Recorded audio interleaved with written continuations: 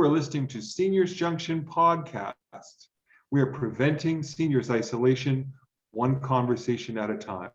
Your hosts today, Dr. Namrata Bagaria, myself, Dr. Paul Merkley. We're the co-founders of Seniors Junction, and our very special guest today, Dr. Ronald Becker, an emeritus professor from the University of Toronto and originally the founder of TagLab. Welcome. Thank you. Very nice to be here. Virtually, of course. Okay, of course. Could you tell us about yourself? Sure. I'll try to make it the 90-second version as opposed to much longer versions. I'm from the States originally, did all my degrees at MIT, spent a couple years at NIH, which got me started in an interest in medical computing, not seniors computing, but medical computing. Then moved to Toronto in 1972, where I created a bunch of organizations, the Dynamic Graphics Project that I created together with Leslie Mezai, the Knowledge Media Design Institute, and latest TagLab, the Technologies for Aging Gracefully Lab. Along the way, I've done 5 software startups, and I'm currently primarily an author. I just published Digital Dreams Have Become Nightmares, What We Must Do, and I'm hard at work now on tech startup magic based on all the things I learned as an entrepreneur and from speaking to many entrepreneurs. That's amazing. In fact, just yesterday I saw an ad for Magic on my LinkedIn feed, and one of my friends had liked it. So now I know you're a part of it. So awesome. So my question to you is, in your line of work, you must have encountered the concept of social isolation in seniors. So could you tell us, like, what were the pain points that you faced? I got interested in this problem from a very personal reason. My younger sister, who was 3 years younger than me, developed MS at about the age 50 and fought the battle for about 15 years till she passed away around the age of 65, about 10 years ago. And along the way, and particularly in the last 2 to 3 years, when she was put in a care facility that allegedly was good to help her with her variety of ailments, a care facility that was a 90-minute drive away from her home, she was really very isolated, and she had huge communication difficulties as well. In the last 2 years, she could barely speak. And so the last 2 years were absolutely miserable. Her husband was able to drive. He was still commuting 2 hours a day, 2 hours each way every day to a job in New York. And so he could only drive to see her once a week, and her kids even were unable to see her very often. So that's what started it. And as I looked into the problem, I realized that independent of isolation due to medical confinement, that 35 to 40% of seniors reported being socially isolated to one sense or another. And this was particularly true in seniors living in the home of origin, when their partner had passed away and their kids had moved away, or when they moved south to get away from the winter and they were by themselves in a new environment, or even in many long-term care facilities. And the medical results were loneliness, depression, and increased morbidity and mortality. And of course, COVID has made it all the worse. Thank you. So what is your vision to solve the problem of seniors isolation? Well, I started when I was running TagLab. We started a research project maybe 12 years ago now, and it was called In Touch. And the idea was that we would build a tablet that made it easy for seniors to communicate with family and friends. And after building several prototypes and doing a fair amount of research, much of it funded by the Age Well Network of Centers of Excellence dealing with technology for seniors, we spun out a company called Family Net Communications. And with the initial product, the major distinguishing features about it were that it was incredibly simple to learn and use and provided the capabilities for multimedia communications. In other words, you could send text, voice, pictures, videos, internet links, etc. But along the way, we enhanced the product so that it would address needs of seniors who had challenges of various kinds. So for example, text to speech and speech to text allowed us to deal with seniors with poor vision or poor hearing or motor hand tremors. And language transcription and translation allowed us to deal with multilingual families when, for example, there was a total mismatch linguistically between a grandparent and a grandchild. And so Family Net Communications has had a interesting product now for about 5 years, but without going into a lot of detail, the company has been undercapitalized and has faced other challenges, and the product has not been terribly successful. Please tell us about your journey from working with technologies in social isolation to working towards building confidence in seniors for using technology. So the journey is in part a result of my, for health reasons, stepping down from running Family Net about 5 years ago and increasingly not having a role that would involve me significantly that I could help the company. And so I became an author, and this was after I retired both from Family Net and from TagLab.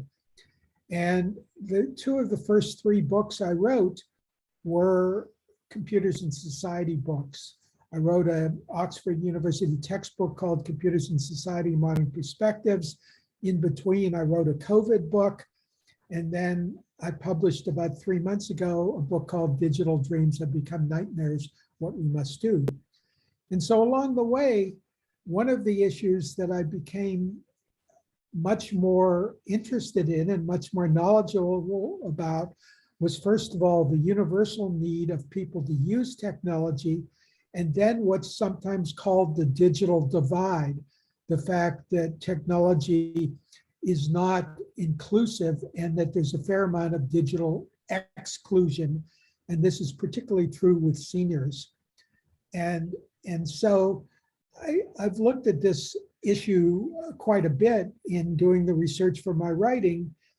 And I believe there are now many, many seniors, and I would estimate, for example, there are 1 million socially, technically isolated seniors in Canada right now who don't have the technology, who don't have the confidence, and their attitude is, I hate this stuff, I can't do it, I'm stupid.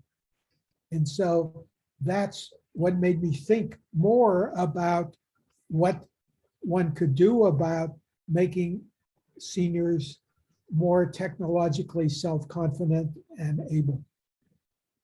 That's brilliantly put. I think that's what we are also discovering as we do our marketing and piloting. There is a big digital gap. I mean, senior retirement home are in their 1990s moment right now. They're just at the cusp of undergoing digital transformation. They don't have the infrastructure. I came across a new word yesterday called digital determinants of health, like social determinants of health. And that's something that's catching up because of this digital presence in a certain community or not. And for my own research, I've been reading papers. And this, when you talk about motivation, like the 3 components, autonomy, relatedness, competence, the competence factor of using a digital device is very strong. Like when you make, let's say, any kind of a software or a game for seniors to use for activity or something, there are recommendations that they should feel like, many of them feel stupid that I could not use this, and designers, the product designers or game designers have to keep that in mind, that what you're doing, how many buttons, the size of your buttons, the screen. Like for example, some games, they're just simply adapting millennial games to seniors. You can't do that. You might want to have a game which they might have played and incorporate physical activity with that. So I really appreciate what you're saying, because I do read all these things myself. I experience that on a daily basis when we are working with different kinds of seniors. And it's a lot of work, because it's almost like there's so many products which are yet to gain traction, like what you mentioned, or the what we have, is because the base is not ready, the infrastructure is not there, the change management is not ready, and the champions are not there. Like all these three pillars of transformation, of digital transformation, is all missing or in progress, whatever. Some cases in progress. So my question to you is, in your if given this your vision of how do you make people tech savvy, especially seniors, what are the problems and opportunities? Okay, well, I think the problems are very severe and the opportunities are very great. And what I want to mention first, but then go on to a broader set of issues. Clearly, there are things you can do in the design of the technology, in the design of what we call the user interface, that make it easier for seniors. The ability to enlarge print, the ability to have large buttons to point at, clarity in language, etc. That's the kind of thing I used to think about in what was my core academic discipline for many years, which is called human-computer interaction, sometimes known as user experience design. But what I want to talk about, and what I'm writing about now, is the stuff that needs to be done, that can be done to give seniors more confidence independent of the technology. And I have a list of quite a few here, and I'll go through them very quickly. Number one is to remember the role of grandchildren. Your grandchildren will be able to do all this, and you need to make use of them. Even perhaps nephews and nieces, and even your kids will probably do better. Now, there's probably interpersonal dynamics that may be involved with your kids that make your grandchildren better assistants than your kids, but this is very important. Number two, the support warranty. It is really a bad idea to try to save money by not getting your technology with full support. I'm relatively tech savvy. I was a professor of computer science. I buy a new Macintosh every 3 years and I get the support. It costs money, it's not hugely expensive, and it's worth every penny. Number three, where possible, buy your technology from a store locally rather than online. It's probably cheaper online, but if you can go to a store and you can establish a personal connection with a person who sold you the product or has shown it to you, then you have a better chance to go back to the store and get help. Number four, there is a website called gethuman.com, GETHUMAN.com. Many tech companies now have support departments, but in order to keep them as small as possible, they hide the phone number. They make it very hard for you to find the phone number. GetHuman.com has a listing. If you type in a company name, they will give you a phone number of the support department, which therefore enables you to get a human, hence their name. Number five, there's lots of online explanations available for technology. And even though it sometimes takes a little bit of effort to overcome the gibberish, many of them are clearly explained. And furthermore, many of them are video explanations, and video explanations that show you how to do something are very valuable. Going back to the concept of online support, ideally, and this is something a senior can't do anything about, but if the organization whose technology you're having trouble with has a way to link their computer to your computer, this is a huge benefit. Unfortunately, very few organizations do it. Apple does it, but very few do, because then they can see what you're doing. It's like they're standing over your shoulder. And now a couple other things. If you're a senior and if you're being bewildered and bothered by geek speak, do not accept it. Say to your friend, your daughter, your grandson, your nephew, your niece, whoever, I'm sorry, I don't understand that. I know you can explain it to me. Please think harder about putting it in plain English, which actually leads to my final point, and it's not really related to tech literacy, but in a way it's related to tech self-confidence. Technology is overwhelming the world now, and as I say in my Digital Dreams or Nightmares book, a lot of it are nightmares. Speak out as citizens. Citizens have a voice. And we saw that recently when Google was going to make Toronto their poster child for a smart city. And first it was going to be a huge project with 50,000 homes. And then Toronto citizens spoke up, particularly with privacy concerns, and they scaled it back to 2,000 or 3,000 homes. And then there was more unrest and Google said, forget it, we're not going to do it. So we have, and this is not just applied to seniors, but we have a role to play in speaking up if we believe technology is not in our interest. Thank you. What advice do you have for a startup like ours? Okay, well, I praise you for your vision and what you're trying to do, and I wish you success. And I think you've done a great job in launching it with some initial quality content and what looks like a good, solid team. My concern is, and I think about it in terms of the size of the market, you're addressing it to seniors. And you're talking about people who are, for the most part, educated and want to continue to be educated. So this reduces the size of the seniors who are potentially interested from here to here. Okay. And now I look at your price point, and your price point is not low, because there are lots of places that people can get adult education for much less money. And so now you've reduced your market even lower. So you have a niche market. Now I believe in niche markets. I think they're the key to success. When you're talking about a niche market of relatively educated and curious and relatively well-off seniors. And I think what you need to do is find partnerships that help get your word out. And I'm not sure who the partnerships would be, but for example, university alumni organizations come to mind, or maybe religious organizations, churches, synagogues, mosques, et cetera, where they can help you get the word out.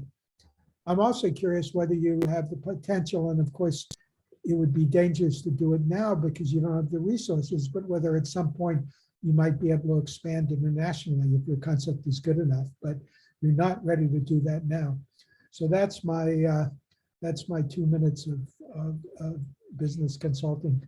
Thank you. Thank No, you. Thank you. this is everything that we did reach out to alumni places, especially where we went, and between the 7 of us, there are quite a few places that we went to within North America. So we are targeting North America first because it's English content. And you're right, like we've reduced the price point because we did study the market, and there are lots of $5 classes available, right? And so for us, it was not that. And there's lots of continuous education available, like say U of T has it, Ottawa U has it. You can go and get your degree or extra courses which you want. So this is not even that. So you're right, we are fine-tuning our value proposition while we are making sure the go-to-market and the partnerships is the way to get more customers, so yes, these are all the pain points. We find success in some, and then we find no success in some. So it's a cheap right now. That's the journey. But hopefully we'll talk to you offline and share what we've done so far, and hopefully get some more insights. So my last question And is, you might also look at as a model that's, I think, similar to what you've done, but I think they've raised, I think they've done 6 or 7 rounds of financing, raising close to $250 million, is a company called MasterClass. Now it's not directed to seniors, yeah, but it's online education where the differentiation, which is of course a key concept you need to think about, where the differentiation is that their instructors are the best people in the world. Okay, so they have Bill Clinton, they have Dustin Hoffman, they have Wayne Gretzky, they have people at that level, and it seems to be going very well.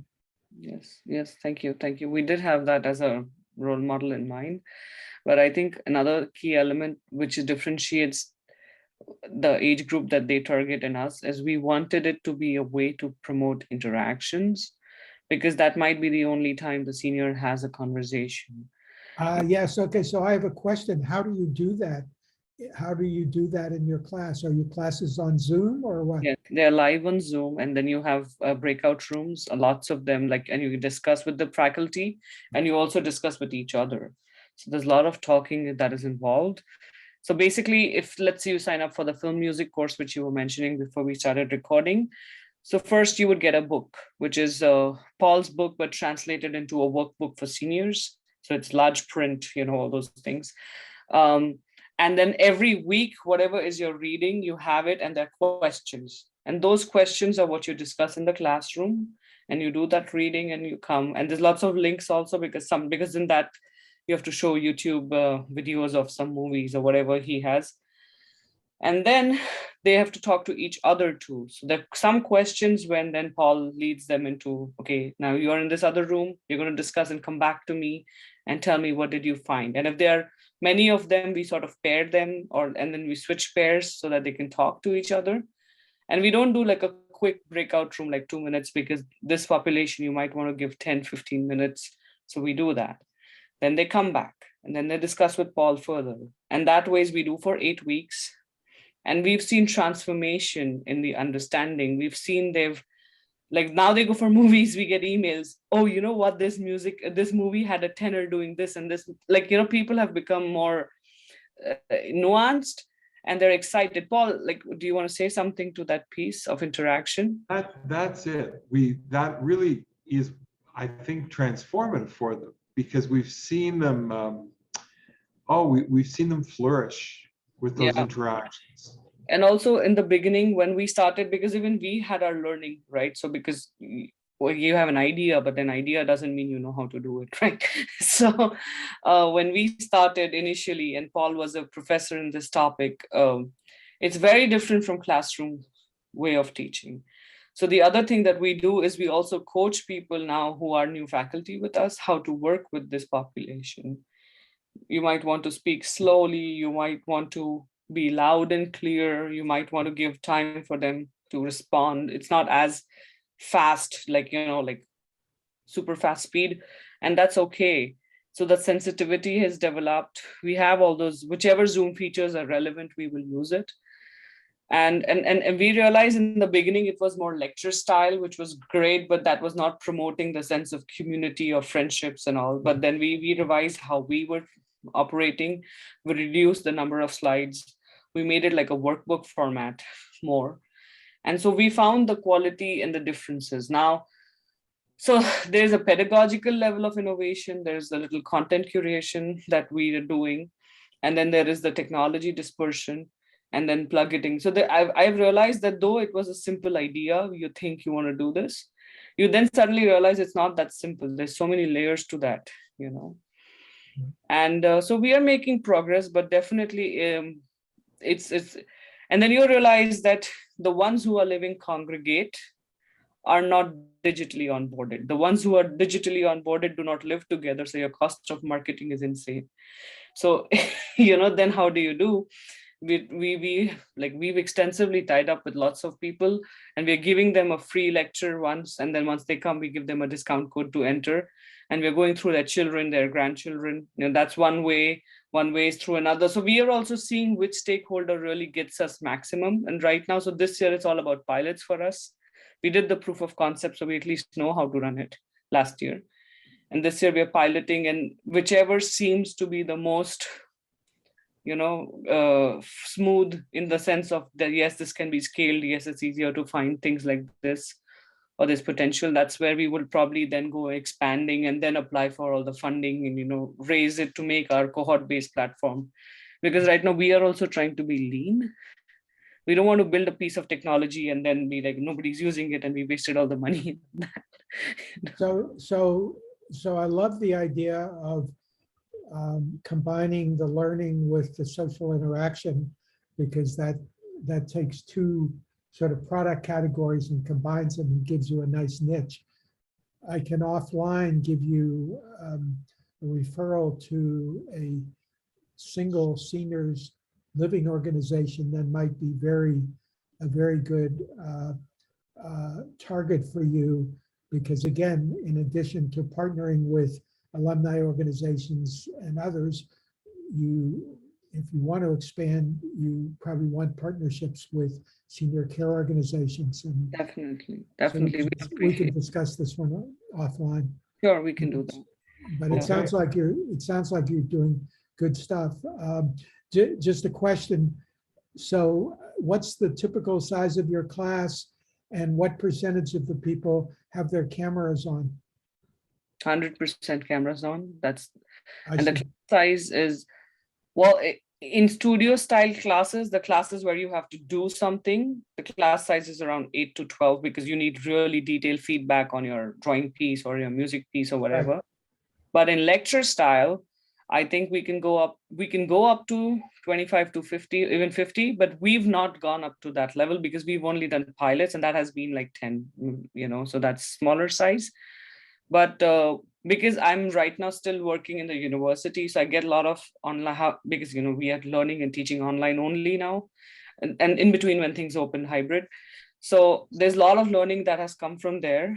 And I have been a community health worker, like public health person all my life. I've used digital technologies to train community health worker. So what I'm trying to tell is, imagine the tech savvy seniors as your community health workers. You want to teach them how to be troubleshooting others, because there is a us versus them, right? Even if your grandkid is doing it, it's, oh, you young people can do it. But if it's your friend Martha who's doing it, and then you'll say, well, if she can do it, I can do it. So we want to create a workforce, and of course we'll pay them, but we want to hire seniors who are tech savvy. Sure. A lot of our faculty are seniors themselves who are retired from university. Some of them are from actually University of Toronto. I think he was what was he, Paul? Experimental physicist? Yes. Yeah. Experimental physicist. Yeah, and now he's teaching genealogy. So most of them is like people who've done their own, because some people have really their own hobbies, which they're so consumed by that they can even teach somebody else. So we've been trying to do that, and of course balance it out with some diverse age faculties, because some people, they've done art classes for so long, it's better we get them. I think as a business, it's very easy to get B2B tie-ups or instructors. That's easiest, because you just go out there, in 2 weeks, you can fill up the board with whatever you want. The more difficult part is your community building and balancing it with hybrid activities, and making sure that when seasons open, you do some in-person things to build that something in you, that transformative movements. And then when it's not the season, then they're coming online, So for me, I think you might I'm reasonably familiar with the Open University in Milton Keynes, England, which is arguably the pioneering distance learning organization. And even though forever most of the learning has been done by people in their homes, one of the things they've done all along, perhaps not during COVID, is provide vehicles for people to gather occasionally. And so that would be a very good thing for you to mimic in your Thank you. what you Yes. do. Yeah, I think that's well noted, because we've also seen that. For example, like what we do is we do Mother's Day, where you come and talk about your mother, not you as the senior, the mother, but your mother. Nobody asks them about their mothers, right? There's so many narratives and stories. Mhm. And then suddenly we realized when these people were meeting in the class for, let's say, this subject, and then when they met offline for, let's say, something else, they realized, oh, I went to honeymoon here and Paul was a researcher there, which is just 50 miles from each other. Yes, yes. Depth of those friendships, like there were images in the lecture halls where these and the virtual lecture halls where they were like, oh, my honeymoon was here, we have a picture from there, and in the next social event they'll come and show us that picture or that story. And that fostered friendships for Paul, actually, because all of them were in Burlington. Like our first set of clients were Burlington, Etobicoke, like, Toronto, GTA. So we saw the difference in the quality, and we said, okay, so let's quantify this. How do we scale this? How do we congregate this? So the idea was, is there a way, can we reach all the bridge clubs and book clubs in Toronto or in Canada? Because those are those active seniors who are curious, who are going out and doing something. Well, there is a Canadian Bridge Federation. I don't know whether you can use that. Another potential partner for you, it seems to me, are libraries, because they're dedicated to Yes. education, and they're rooted in their communities. Yeah. Thank you.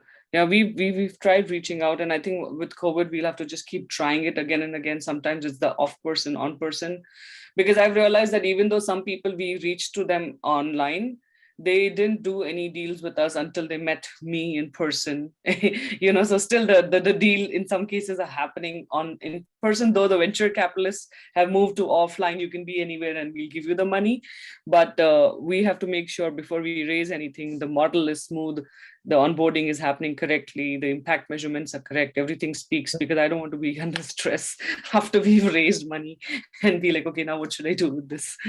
So that's my thought. Good. And I'm finishing my PhD, so my first priority is, okay, get done with it. Yeah, I don't know quite how you start a company while doing a PhD, but anyway, that's Well, you just do it. That's what you do, and then you have Just do good it. team members who do the rest of it. So you combine your efforts. So my last question for you was, if people had to find out more about you, your books, what's the best way to find you? Well, if you Google Ron Becker or Ronald Becker, Baecker, you can find lots of manifestations of me. My email is Ron Becker, in this case, one word, RONBAECKER @gmail.com. I have a website for my books, which is Comp Society Texts, COMP Society TEXTS.com, for my books. And another aspect of my life and my concerns is a nonprofit I've started called Computers, plural, -society.org, which is the place where I blog twice a month.